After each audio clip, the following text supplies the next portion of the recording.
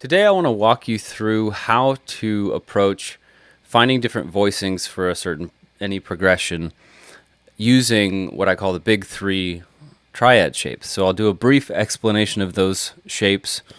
And these are, if you're new to this idea, these are the three main triad shapes that move across all 6 strings without skipping any chord tones. So moving from one string to the closest chord tone on the next string, all the way through all 6 strings. And what these big 3 shapes do is map out all of the close triad shapes, meaning triad shapes that don't skip any chord tones or put them out of order across all 6 strings. So from those shapes you can derive all of the different close triad shapes that you can play on the guitar. And this is a great place to start.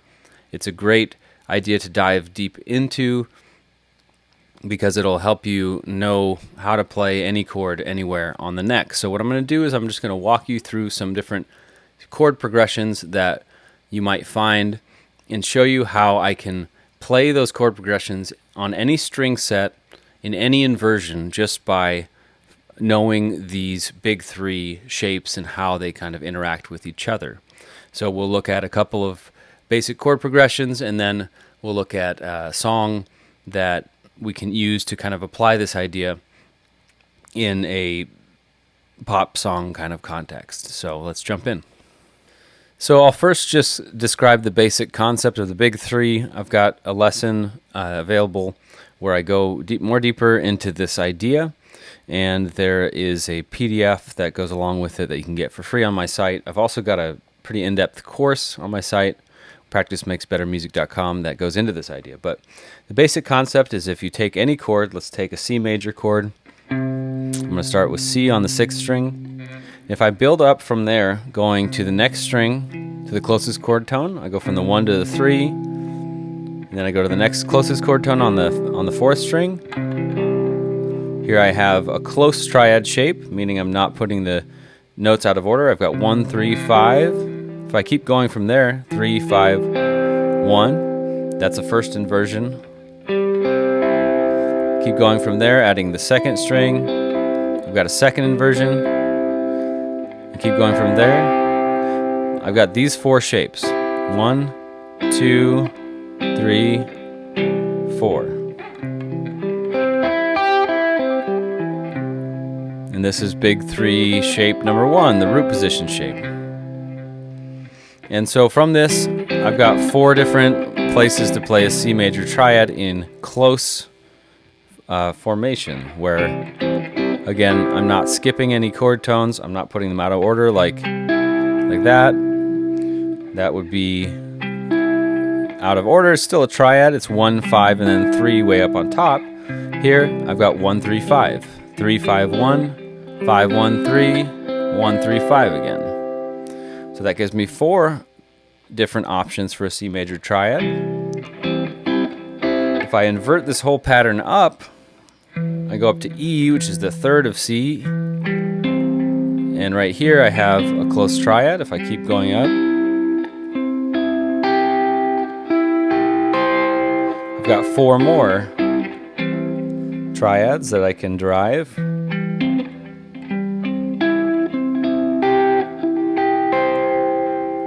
And this would be my first inversion big 3 shape as I think about it. And you'll notice that these are not 6-string shapes that you can play all at once necessarily, but they do give you the outline for all these triads.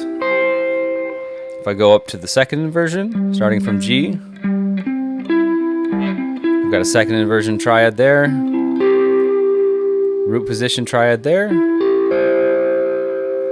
a 1st inversion, and a 2nd inversion again.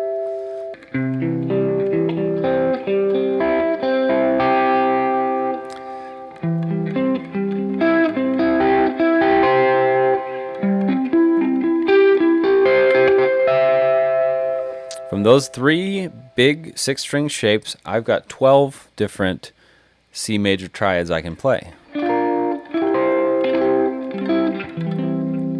So when I'm going to play a progression, I'm going to be mixing and matching these different shapes together in order to get the chords that I want to play.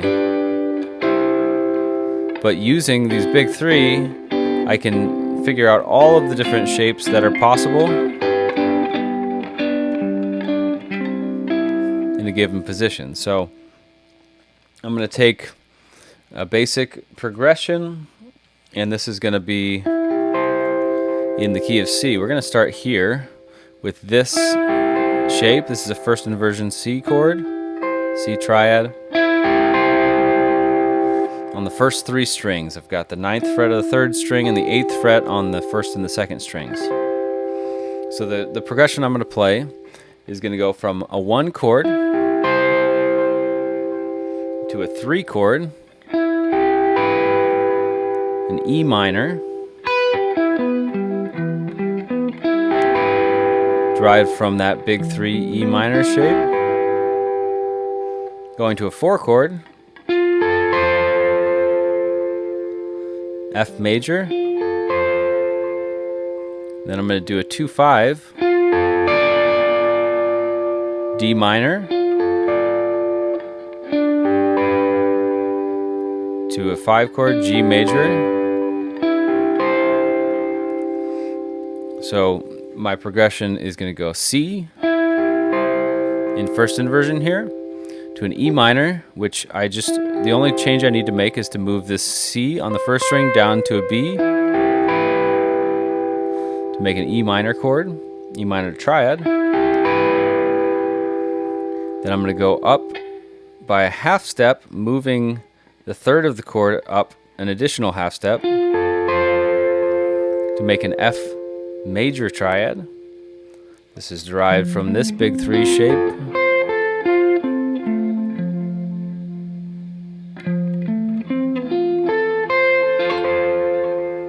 And then to make F major into a D minor,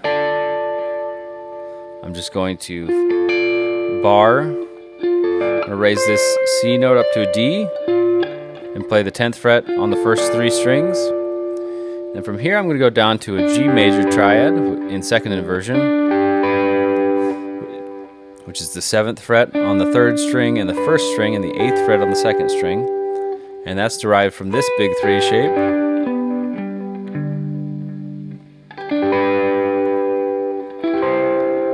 And back to C. So the progression, if I add some rhythm to it, would be like this.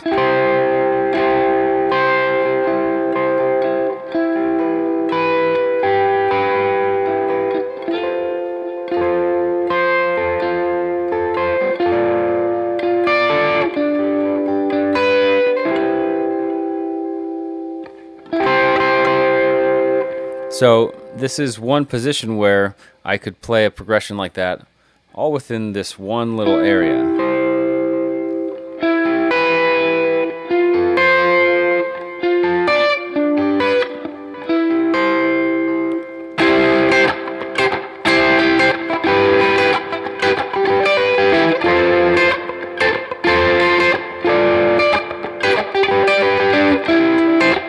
So that's one option of how I could play that progression.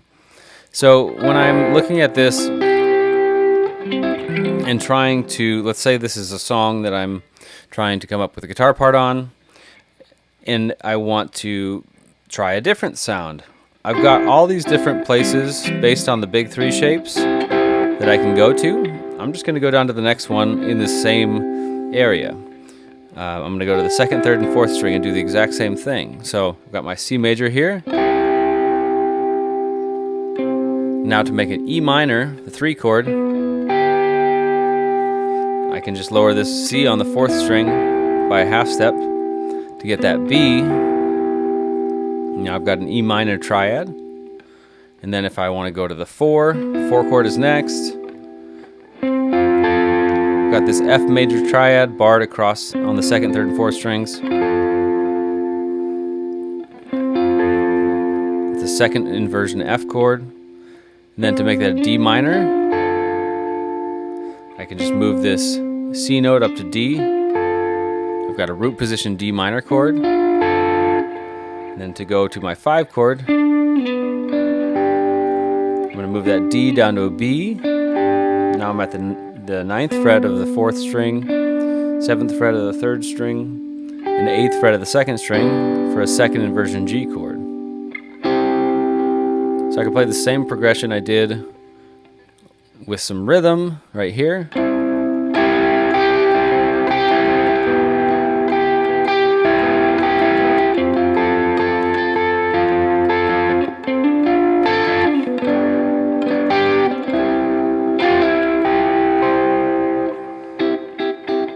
So the idea here is to give you options of how to play different chord progressions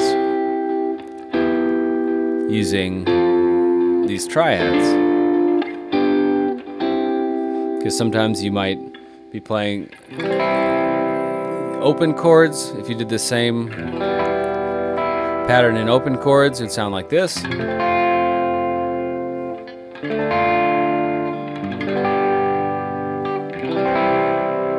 That's the basic progression we're playing. C, E minor, F, D minor, G. Let's say you're playing with an acoustic guitar player that's playing those chords and you want to play more of a lead part, then that's where knowing all these triads comes in. And you can decide where you want to play them if you know all these big three shapes and how to move between them. So if I just kind of move down to the next position, we did this one and this one. Now if I go here, second inversion,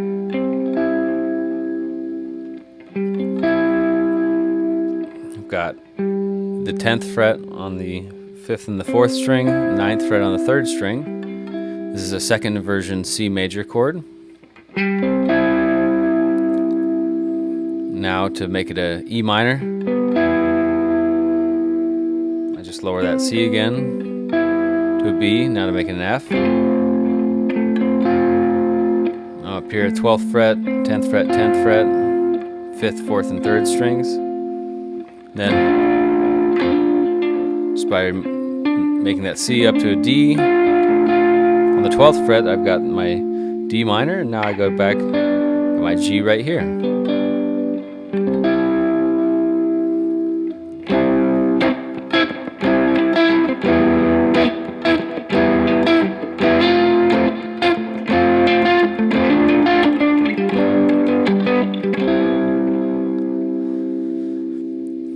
So this is incredibly useful for creating different types of sounds. I might like the sound of the way it sounds up here. Or maybe I like it down here.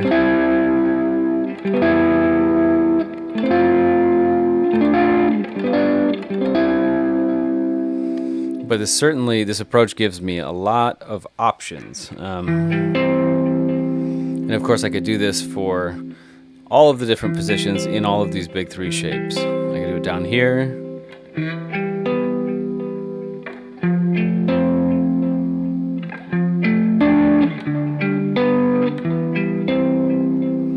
And I've got lots of different ways I can play that one progression. So, just like we did with this big three shape, go down and do it here in any of these positions.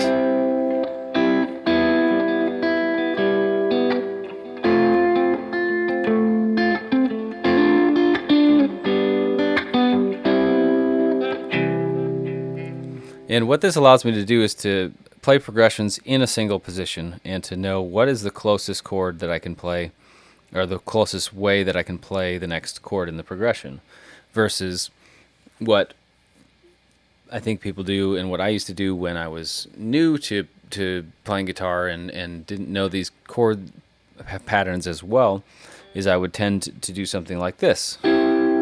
C major, here's a root position C major. I'd slide up to an E minor, F, D minor, G, and C. And that's an easier way to do it because you're following the same basic chord pattern on the same string set the whole time. But as you get a little more advanced, you can figure out how to stay in one position, and then if you want to change positions, you can do that intentionally rather than only being able to do it by or being locked into one way of doing it. So this idea is really powerful for unlocking different areas of the neck and being able to play progressions in close areas. So I'm going to look at another chord progression, and this one is going to use some non-diatonic chords. So borrowing a little bit from C major and E flat major.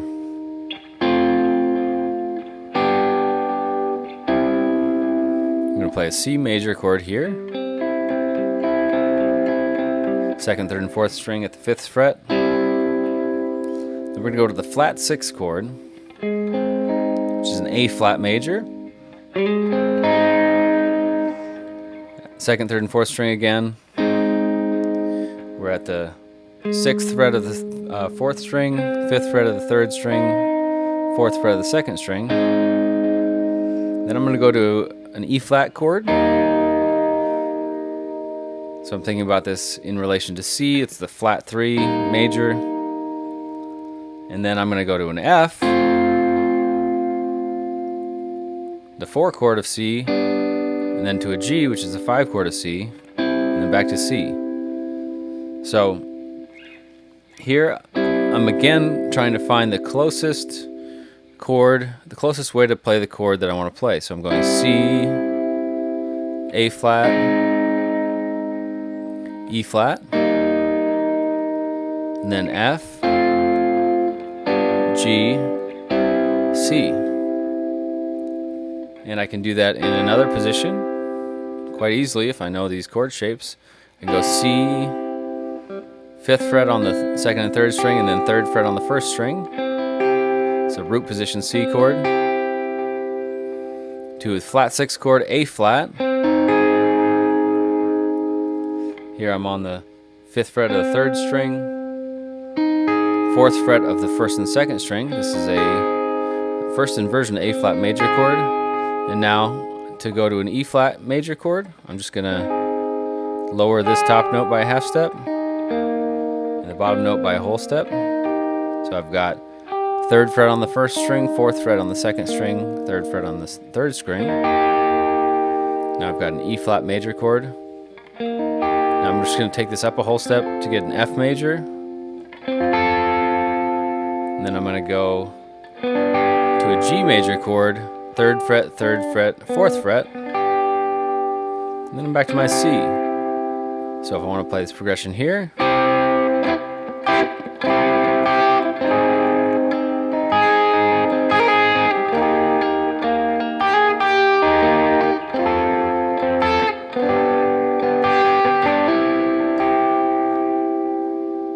the nice thing about this approach is that there's only so many shapes that are possible for the close triad shapes. And once you kind of get used to the way, root position feels in different areas, you can, like I was doing, find these notes around the chords that you can embellish to make more interesting rhythm parts.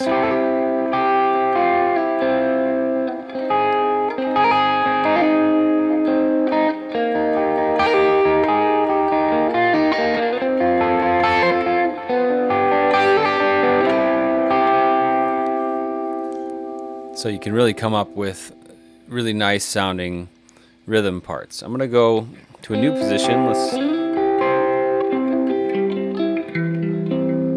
Let's take one down here. If I take the same progression, I'm going to start here on the 12th fret of the 6th string and the 10th fret of the 5th and 4th string. And we're going to do the same progression on these 3 strings. So I've got C major triad in first inversion here. Then I'm going to go to an A flat major triad. So I'm going to leave this top note, the C, the same, because that's the 3rd of A flat. Then I'm going to go to the 11th fret on the 6th and the 5th string with the 10th fret on the 4th string. And here, I'm going to go to root position E flat, 11th fret, 10th fret, 8th fret. Then I'm going to slide this up a whole step to make my F chord. And then I'm going to go to my G chord in second inversion, 10th fret, 10th fret, 9th fret, and back to my C chord. A flat,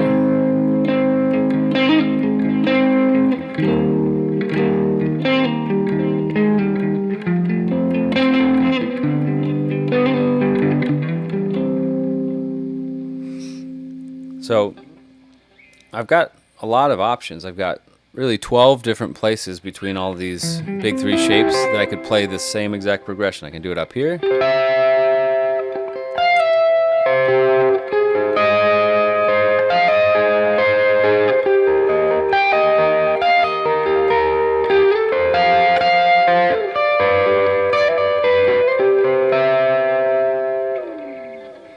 And this has implications for soloing too, because if I was soloing over this chord progression that's a non-diatonic progression, I could use these shells, these triad shapes, as kind of a guide to improvise over it. So I could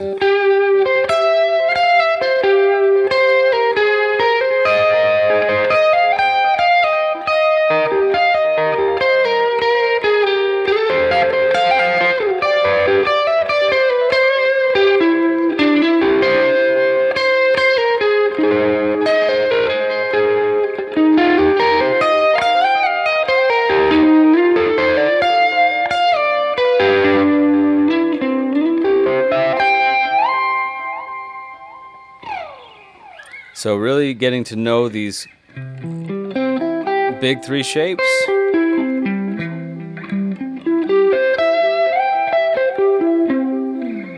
For major, minor, and then taking pieces of them, the 3-note triads, the close triads, and then exploring those connections really widened my understanding of how to play chord progressions in a close position, so that what I'm playing is not dictated by the limited number of chord shapes I know. I really know all the possibilities, and I can move between them really quite freely once I got to know all of these shapes.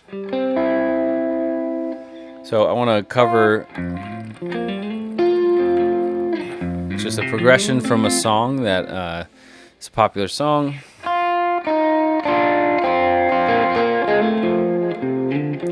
A Stevie Wonder song called Signed, Sealed, Delivered.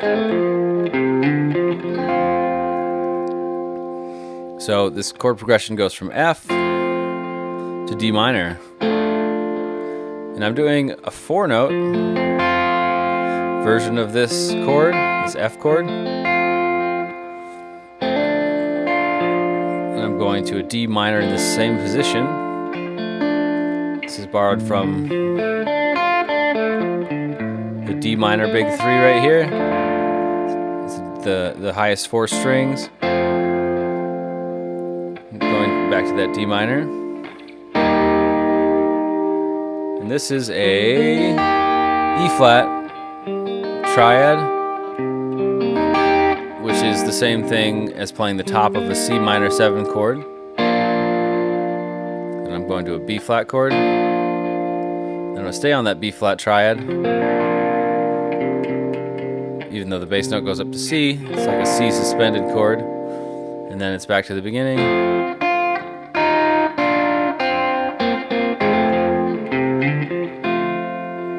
So that's the basic progression. It's F to D minor, F to D minor, and that C minor 7, which I'm playing the E flat triad. And that down to a B flat, and then B flat over C, and then that's as much of the song as I'm going to go over just to show you this, but I can play this in different positions. So I could go up here, F major, D minor, F major, D minor, and then E flat,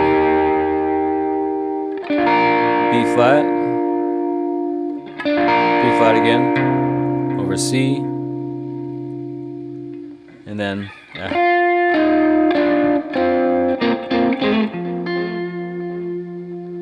so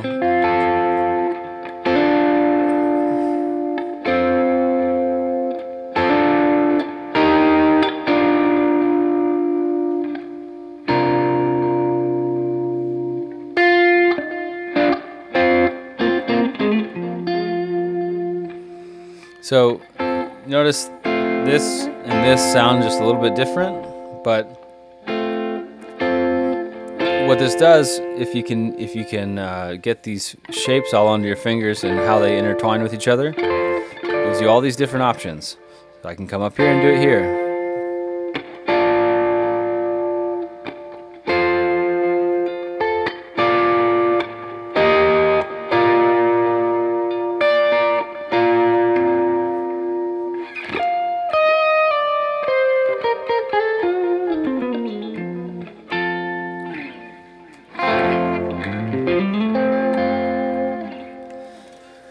So there's a lot of different ways that you can harmonize these, any progression from any song. And learning your big three patterns is going to help you be able to find all those triads all across the neck.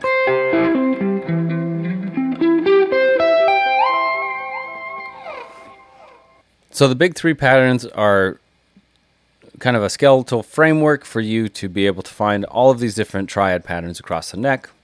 I'll make some PDFs available on my website in case you're not watching there already. You can download those for free, and they'll show you in the key of C these basic big three patterns, and you can go through and really the way they overlay over each other when you're going to like a 4 chord, it creates this framework through which you can find any chord in any position on the neck. So they're extremely useful, and I hope that this helped you to open your eyes a little more to what you might be capable of as far as being able to follow progressions in a position so that you're in just a comfortable place. You don't have to jump around, and you can make more deliberate decisions about what you want to sound like based on the timbre, what strings you like, the way it sounds, based on what the musical application is that you're playing in. So until next time, practice hard and remember to enjoy yourself along the way. And I'm going to be launching a Patreon soon. If you like what I'm releasing, if you like these lessons and you gain value out of them, I should be releasing or launching that next week, and I will have more in-depth study materials, PDFs and stuff available through Patreon for a small subscription fee. My hope is that I can build up some subscribers to allow me to do this more and to provide more value for you. So until then, thank you for watching, and I'll see you next time.